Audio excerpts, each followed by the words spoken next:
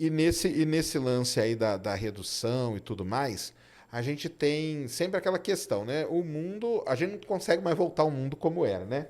A gente é dependente de muitas coisas, né? Que a gente também não pode ser assim hipócrita ao ponto de falar que são ruins, porque são boas, facilitam a nossa vida e tudo mais, né? O lance é, né, como conseguir fazer isso, né, de maneira, pessoal, eu não gosto muito da palavra, não, pessoal, dessa maneira sustentável, né, que a gente fala, né? Sim. Ou seja, a gente a gente continua avançando, porém, porque o avanço também, o progresso, a gente não vai parar, né? Sim. E ele é bom também.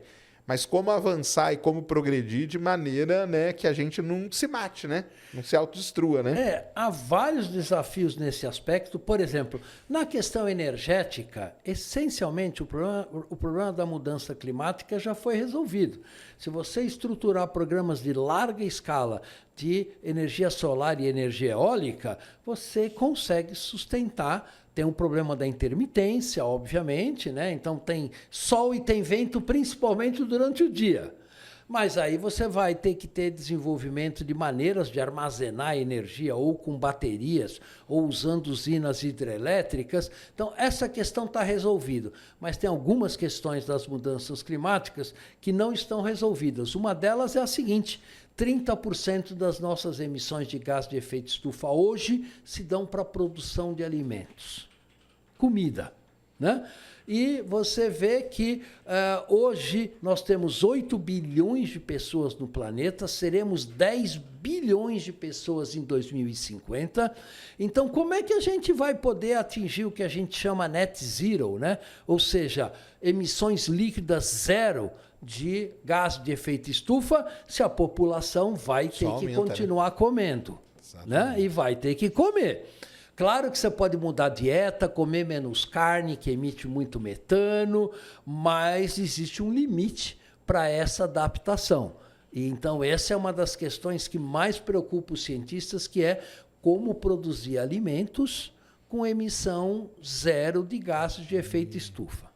Então, o foco dos cientistas hoje é nisso. Esse é um deles. Né? O outro é fusão nuclear, construir baterias mais baratas, mais eficientes, construir automóveis que na mobilidade...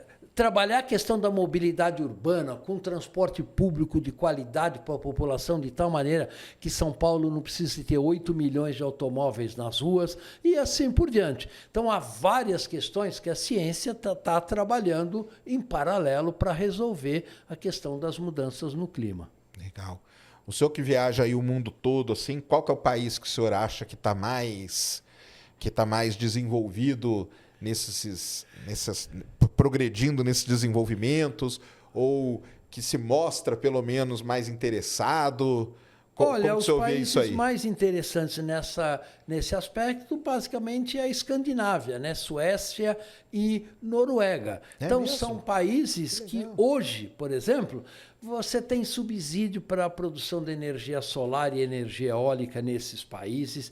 Eles têm uma indústria com baixas emissões de carbono e assim por diante. O problema é que a população da Suécia é muito menor do que a nossa, e a mesma coisa da Noruega.